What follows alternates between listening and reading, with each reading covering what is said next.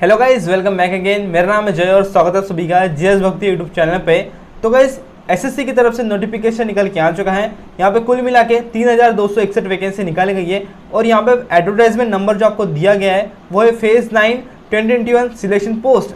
यहाँ के लिए वैकेंसी निकाली गई है। तो आज के इस वीडियो में हम इसकी सारी जानकारी देखने वाले हैं, तो सिर्फ आप वीडियो को लास्ट तक करिए। चलिए शुरू करते हैं इस वीडियो को। तो जैसे कि आप नोटिफिकेशन स्क्रीन के ऊपर देख सकते हो, यहाँ पे आपको सबसे पहले एप्लीकेशंस की डेट बताइए, कुछ इंपॉर्टेंट डेट्स आपको बता रखी है। एडवर्टाइजमेंट नंबर भी आप यहाँ पे देख सकते हो, आपको दिया गया है। यहाँ पे जो आपको ऑनलाइन एप्लीकेशन करना है उसकी स्टार्टिंग डेट है 24 सितंबर 2021 और लास्ट डेट है 25 अक्टूबर 2021। तो 25 अक्टूबर के पहले आपको एप्लीकेशन कर लेना है। उसी तरह आपको रिसिप्ट भी 25 अक्टूबर तक ही मिलने वाली है, उसके बाद में नहीं मिलेंगी एप्लीकेशन की। और यहाँ पे जो आपको पेमेंट करना है उसकी लास्ट डेट है 28 अक्टूबर 2021। ऑनलाइन पेमेंट की लास्ट डेट है 28 अक्टूबर 2021। और यहाँ पे ऑफलाइन जो आपको चालान जनरेट करना पड़ेगा उसकी जो लास्ट डेट है वो है 28 अक्टूबर 2021। और यहाँ पे जो आपको पेमेंट करना है थ्रू चालान उसकी लास्ट डेट है 1 नवंबर 2021। तो यहाँ पे इस तरह से इंपॉर्टेंट डेट्स बता रखी थी। आगे कुछ इंपॉर्टेंट पॉइंट्स की बात कर लेते हैं। तो गाइस यहाँ पे हम बात कर लेते हैं एज लिमिट आपका कब तक काउंट किया जाने वाला है। तो 1 जनवरी 2021 तक आपका एज काउंट किया जाने वाला है। जो आगे एज का क्राइटेरिया रहेगा मैं आपको क्वालिफिकेशन बताते वक्त बता दूंगा, क्योंकि वहीं पे आपको सारी डिटेल्स दी गई है कब से कहाँ तक के कैंडिडेट्स यहाँ पे अप्लाई कर सकते हैं। तो मैं आपको आगे बताने वाला हूँ। यहाँ पे आपके डेट ऑफ बर्थ के प्रूफ के लिए आपके जो मैट्रिकुलेशन का सर्टिफिकेट रहेंगे उसमें जो डेट ऑफ बर्थ रहेंगे आपकी वही सर्टिफिकेट यहाँ पे एक्सेप्ट करने वाले हैं आपके डेट ऑफ बर्थ के प्रूफ के लिए। तो इस तरह से आपको बता रखा है। नीचे आपका पे रिलैक्सेशन भी दिया जाता है एज के लिए कैटेगरी वाइज। तो आप अभी देख सकते हो SC/ST कैटेगरी के लिए 5 साल का रिलैक्सेशन दिया गया है, OBC कैटेगरी के लिए 3 साल का, उसी तरह PWBD कैटेगरी के लिए 10 साल का। और यहाँ पे कैटेगरी वाइज भी आप देख सकते हो। उसी तरह यहाँ पे एक्स सर्विसमैन कैंडिडेट्स भी अप्लाई कर सकते हैं। तो आपके लिए यहाँ पे 3 साल का after deduction for the military service. तो इस तरह से आप यहाँ पे देख पा रहे हो, आपके सर्विस के बाद में 3 साल तक का आपको यहाँ पे एज रिलैक्सेशन दिया जाता है। उसी तरह यहाँ पे जो डिफेंस पर्सनल रहते हैं वो भी यहाँ पे अप्लाई कर सकते हैं। तो आपके लिए भी यहाँ पे एज रिलैक्सेशन दिया गया है 8 साल का। तो इस तरह से आपका पे एज रिलैक्सेशन दे रखा है।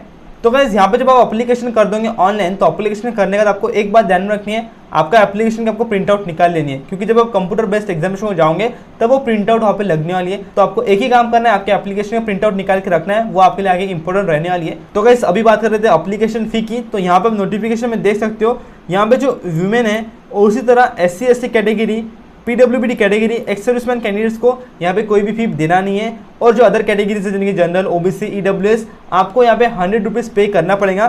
तो यहाँ पे आपको इन्फॉर्मेशन दे रखी है, देखिए आप देख सकते हो 100 रुपीज़ पे आपको करना पड़ेगा ऑनलाइन एप्लीकेशन करते वक्त। यहाँ पे आप ऑनलाइन पेमेंट कर दीजिए, Bhim, UPI, net banking, visa, master card, इसके थ्रू आप ऑनलाइन पेमेंट कर सकते हो।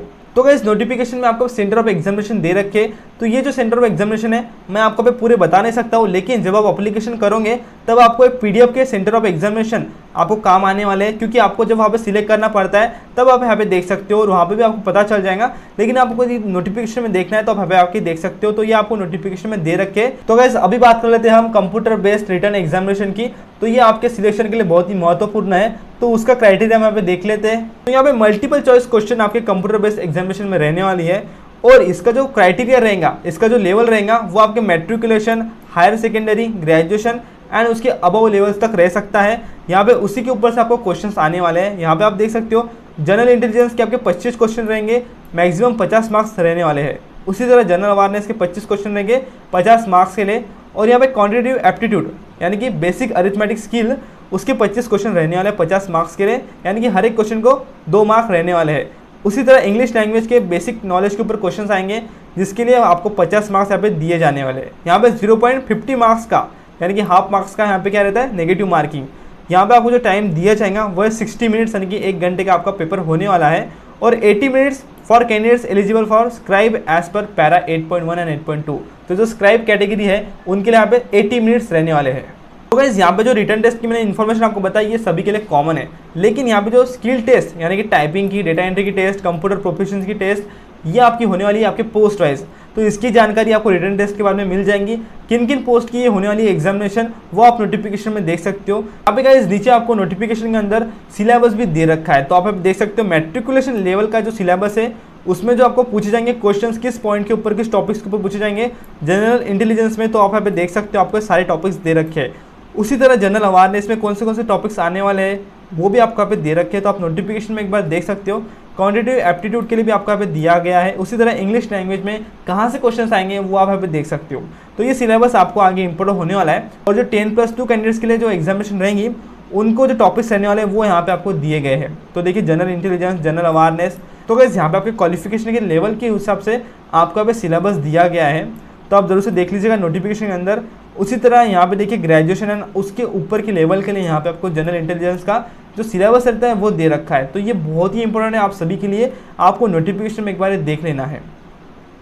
तो देखिए इस तरह से क्वांटिटेटिव एप्टीट्यूड और फाइनली यहाँ पे इंग्लिश के लिए यहाँ पे आपको दिया गया है सारा टॉपिक्स। ये आपको प्रिपेयर करना पड़ेगा आपके एग्जामिनेशन के जाने से पहले, तो इस बात को आपको एक बार नोटिफिकेशन में देख लेना है।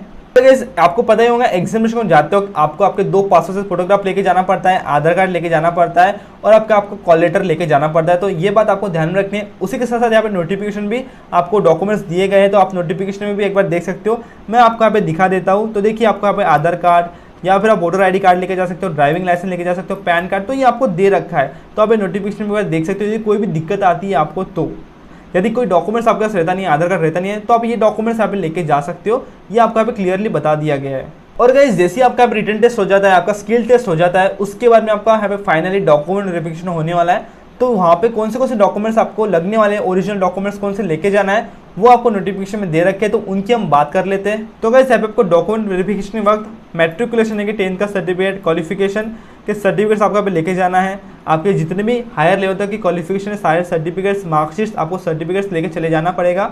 एक्सपीरियंस यदि रहता है आपको, तो एक्सपीरियंस का सर्टिफिकेट भी लेके चले जाइए।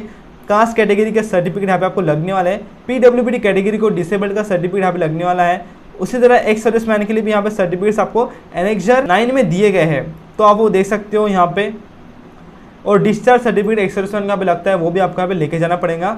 उसी तरह रिलेवेंट सर्टिफिकेट जो भी रहते हैं वो आपको यहाँ पे एज रिलैक्सेशन के लिए लेके जाना है, क्योंकि एज रिलैक्सेशन आपको तभी मिलता है जब आपके पास आपके कास्ट के सर्टिफिकेट रहते हैं, तभी आपको यहाँ पे एज रिलैक्सेशन दिया जाता है। तो इस बात का आपको ध्यान रखना है। तो ये यहाँ पे देखिए आपको सर्टिफिकेट्स लगने वाले हैं। उसी तरह जो गवर्नमेंट एम्प्लॉय है, तो आपके पास नो ऑब्जेक्शन सर्टिफिकेट रहना जरूरी है। यदि आप कहीं पे काम कर रहे होंगे तो ये आपको यहाँ पे लगने वाला है, ओरिजिनल आपको लेके आना पड़ेगा। तो गाइस यहाँ पे आपको कट ऑफ मार्क्स दिए गए हैं। यदि आपको इससे कम मार्क्स रहते हैं तो आपको यहाँ पे आगे रिक्रूटमेंट के लिए बैठे नहीं दिया जाएगा। तो इस बात को आपको ध्यान रखना है। तो सबसे पहले यहाँ पे आप देख सकते हो UR कैटेगरी के लिए 35%, OBC EWS कैटेगरी के लिए 30% ये कट ऑफ रहने वाला है, और अदर कैटेगरीज के लिए यहाँ पे 25% कट ऑफ रहने वाला है। तो इससे कम मार्क्स आपको पे रहना नहीं चाहिए। यहाँ पे डिसेबल कैंडिडेट्स के लिए सर्टिफिकेट दिया गया है फिजिकल लिमिटेशन का, तो आपको फिलअप कर लेना है यदि आप फिजिकली डिसेबल्ड हो। तो इस तरह से आप देख सकते हो। उसी के बाद में नीचे और भी सर्टिफिकेट्स आपको दिए गए हैं। तो letter of undertaking for using own scribe, तो स्क्राइब कैंडिडेट्स के लिए है, तो आपको यहाँ पे फिलअप कर लेना पड़ेगा। नीचे के बाद में गाइस यहाँ पे आप देख सकते हो आपको ऑनलाइन एप्लीकेशन की प्रोसेस बता दी गई है। तो आप देख सकते हो सबसे पहले आपको रजिस्ट्रेशन कर लेना होगा। उसके बाद में यहाँ पे आपको सारी डिटेल्स फिलअप करनी है। यदि आप चाहते हो कि इसके ऊपर वीडियो बनाऊँ तो जरूर से मुझे बता दीजिए कमेंट सेक्शन में, और आपको एक वीडियो यहाँ पे मिल जाएगा। तो फाइनली गाइज अब हम बात कर लेते हैं यहाँ पे पोस्ट की।